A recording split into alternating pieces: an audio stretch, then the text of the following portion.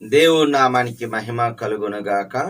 క్రీస్తునందు ప్రేమైన దేవుని బిడ్డలారా, ఈ దినము నవంబర్ 24వ తేదీ లేఖన భాగము పేతురు రాసిన మొదటి పత్రిక 1వ అధ్యాయములో నుండి దేవుని యొక్క వాగ్దానము, పరిశుద్ధాత్మ వలన మీకు సువార్త ప్రకటించుట.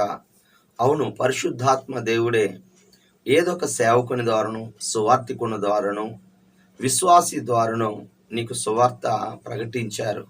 అందువల్లనే ఈ దినము నువ్వు నేను రక్షించబడ్డాం. పరిశుద్ధాత్మ దేవుడు ప్రేరేపణ చేస్తాడు.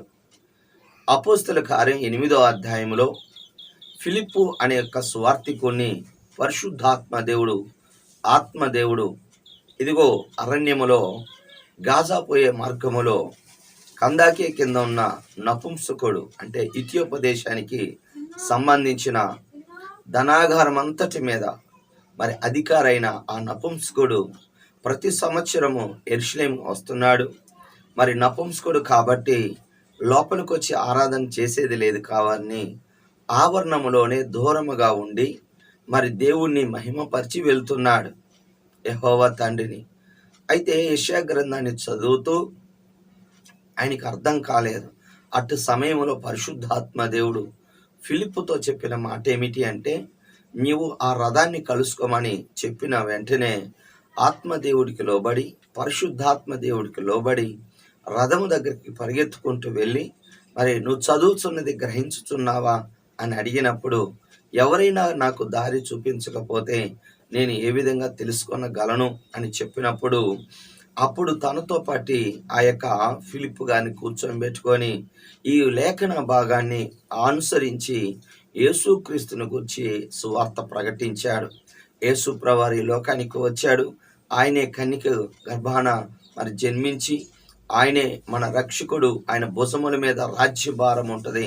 ఆయన అద్వితీయ దేవుడు, సత్యదేవుడు. ఆ యొక్క మరి జన్మ పరిశుద్ధమైన జన్మ, పవిత్రమైన జీవితము, పాపం లేని జీవితము, మానవాళి కోసం మరణించి తిరిగి లేచి మరి మృత్యుంజయుడై తను నమ్మిన వారు బాప్తిసం ద్వారా రక్షించబడతారని సువార్త ప్రకటించాడు. వెంటనే నీళ్లు సమీపంగా ఉన్న సమయంలో మరి నపుంసకుడు అడుగుతాడు, నాకు మరి బాప్తిసం ఇవ్వటానికి ఏమన్నా ఆటంకం ఉన్నదా? నేను ప్రభువుని నమ్ముతున్నాను అన్నాడు. నమ్మిన తర్వాత బాప్తిసాన్ని తీసుకున్నారు. ఈ దినాల్లో అనేక మంది మరి నమ్ముతున్నారు, కానీ నమ్మిన దానికి గుర్తుగా బాప్తిసం తీసుకోవటం లేదు. మరి హృదయంలో మరి నోటితో మరి ప్రభువుని అంటున్నావు, హృదయం అందు విశ్వసిస్తున్నావు, మరి నలుగురిలో కూడా అనగా మరి బహిరంగ కూడా నీటి బాప్తిసం ద్వారా ఒకడు నీటి మూలంగాను ఆత్మ మూలంగా జన్మించాలి. అదే పేతురు రాసిన పత్రికలో దేవుడు తన కనికరం చొప్పున మనకిచ్చిన గొప్ప భాగ్యం ద్వారా మనము జన్మిస్తాము. దయచేసి మరి తీతుకు రాసిన పత్రిక 3వ అధ్యాయం 5వ వచనములో మరి మన యొక్క నీతి క్రియలను బట్టి కాదు, కానీ ఆయన ఇచ్చిన మరి ఉదక స్నానం బాగా గమనించండి. మరి ఆ యొక్క స్నానము, పునర్జన్మ సంబంధమైన స్నానము ద్వారా రక్షించబడతాం. కనుక పరిశుద్ధాత్మ దేవుడు నీకేది ప్రేరేపిస్తాడో సువార్త ప్రకటించినప్పుడు ఆ సువార్తకి నువ్వు లోబడాలన్నదే దేవుడి చిత్తం. ఒప్పుకోవలసిన పాపాన్ని మనం చూసినట్లయితే 16వ వచనం, అజ్ఞాన దశలో మీకుండిన ఆశను అనుసరించక సమస్త ప్రవర్తన యందు పరిశుద్ధులుగా ఉండండి.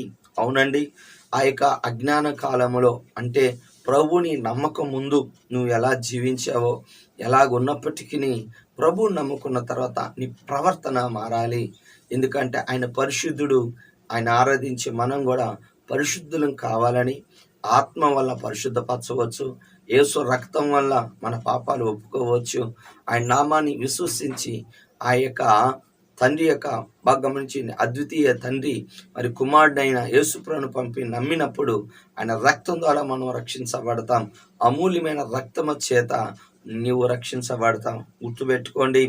అంటే చాలామంది ఏమనుకుంటున్నారంటే, ఏంటి ఒక్కసారి యేసుప్రభువును నమ్ముకున్నా మన ప్రవర్తన మార్చుకోకపోతే ఏం కాదులే, నమ్మాము కదా అంటారు. నమ్మిన తర్వాత ప్రవర్తన మారాలి. యేసుప్రభువుని చేర్చుకున్న జక్కయ్య అంతకుముందు లంచగొండి అన్యాయంగా సంపాదించేవాడు. ప్రభువును నమ్ముకున్న తర్వాత 4 గంటలు చెల్లించాడు. తన ప్రవర్తనను మార్చుకున్నాడు. సకల దుర్నీతి పాపము నీ యొక్క సమస్త ప్రవర్తన ఎందుట నువ్వు పరిశుద్ధంగా ఉండాలన్నది దేవుని యొక్క చిత్తము. అనగా అజ్ఞానంగా నువ్వు ఉండొద్దు, జ్ఞానంగా నడుచుకోండి. ఎందుకంటే అజ్ఞానులు మూర్ఖులు మరి ప్రభు రాజ్యాన్ని చేరుకొనరు. జాగ్రత్త, అజ్ఞానంగా ఉండకుండా జ్ఞానంగా ఉండునట్లు ప్రార్థన చేసుకో. చివరిగా మరి 7వ వచనము అనుసరించవలసిన ఆజ్ఞ అంటే విశ్వాసము మరి పరీక్ష. అంటే మన విశ్వాసం అనేది మరి సువర్ణము, నశించిపోయే సువర్ణము మరి అగ్ని పరీక్ష వల్ల మరి పరీక్షించబడినట్లుగా మరి మేలిమైన బంగారము, ఆ యొక్క బంగారములో ఉన్న కల్మషం, మట్టి అన్ని తొలగినట్లుగా అగ్ని పరీక్షకి మన యొక్క విశ్వాసం అనేది శోధనల గుండా పరీక్షించబడుతుంది. శ్రమలు వస్తాయి, శోధనలు వస్తాయి, పరిశోధన ఇస్తాడు. దేవుడు యోబుని పరీక్షించాడు. గమనించండి, సాతాను ద్వారా మరి అనేకమైన పరీక్షలకు గురైనప్పటికీ ఆ పరీక్షల్లో అతడు జయాన్ని పొందుకున్నాడు. నువ్వు 25 సంవత్సరాలు 20 సంవత్సరాలు చదువుకుంటావు, గవర్నమెంట్ ఉద్యోగానికి పరీక్ష రాయాలి. నువ్వు ఎంత చదివావనే కాదు, ఆ పరీక్ష రాస్తేనే నీకు జాబ్ వస్తుంది. గుర్తుపెట్టుకోండి. అలాగనే నువ్వు కూడా విశ్వాసంలో అనేక పరీక్షలు వస్తాయి, వాటిని జయించాలి. అబ్రాహామును కూడా దేవుడు పరీక్షించాడు. అవును, ఎందుకు పరీక్షలు అంటే స్కూల్కి వెళ్ళే స్టూడెంట్కే ఎగ్జామ్స్, మరి వెళ్ళని వ్యక్తి కాదు కదా. నువ్వు దేవుడి సన్నిధికి వస్తున్నావు. మరి కీర్తన 11:5 నీతిమంతుల్ని పరిశీలిస్తాడని వాక్యం సెలవిస్తుంది. కావున ఈ దినమున ఆయన పరీక్షను నెట్టివైదు. పరీక్షించబడిన తర్వాత మరి శ్రమ తర్వాత మేలు, ఇదిగో శ్రమల తర్వాత మెప్పు, మహిమ ఉన్నది. అలాగా యోబు 2 దీవించబడ్డాడు. ఇస్సాకుని దేవుడు అద్భుతంగా ఆశీర్వదించాడు. ఆశీర్వాదం కొరకే ఈ శోధనలు వస్తూ ఉంటాయి కనుక వాటిని విమర్శించుకోకుండా, ఏదో నాకు జరుగుతుంది అనుకోకుండా, కొంచెం కాలమే ఈ శ్రమలు, అటు తర్వాత శ్రేష్టమైన జీవితం ఉందని వాక్యం తెలియజేస్తుంది. దేవుడి మాటలు దీవించునుగాక. ఆమేన్. దయచేసి కళ్ళు మూసుకొని ప్రార్థన చేసుకుందాం. ప్రేమ కలిగిన తండ్రి యేసయ్యా, నీకు వందనాలు. ఈ దినం నీ కృపలో, నీ దయలో ప్రభువా మాకిచ్చిన ఈ శ్రేష్టమైన జీవితాన్ని పరిశుద్ధాత్మ ద్వారా మాకు స్వార్థను ప్రకటించావు. అజ్ఞానులుగా కాకుండా జ్ఞానంగా ఉన్నట్లుగా దయచేయండి ప్రభా. అయ్యా, విశ్వాసము యొక్క ఫలము నాయన శోధలకి మేము నిలబడితే మా ఆత్మ రక్షించబడుతుంది. మేము సంతోషిస్తాం. వింటున్న బిడ్డల్లో కార్యం జరిగించండి. వారు ఏ అవసర తక్కరతో మరి వాక్యం ద్వారా మాట్లాడాలని ఆశిస్తారో వారితో నువ్వు మాట్లాడండి. వాళ్ళు బాగు చేయండి, బలపరచండి. వాళ్ళ అవసర అక్కర్లు మీ నామములో తీర్చమని, మహిమ నువ్వు తెచ్చుకోమని, ఘనత నువ్వు తెచ్చుకోమని యేసు నామములో వారిని దీవించి ఆశీర్వదించమని కోరుచున్నాను తండ్రి. ఆమేన్. తండ్రి యొక్క ప్రేమ, కుమారుని యొక్క కృప, పరిశుద్ధాత్మ దీవెన సదాకాలం మనందరికి తోడుగా ఉండును గాక. ఆమేన్. హల్లెలూయా. దేవుడు మిమ్మల్ని దీవించును గాక. ఆమేన్.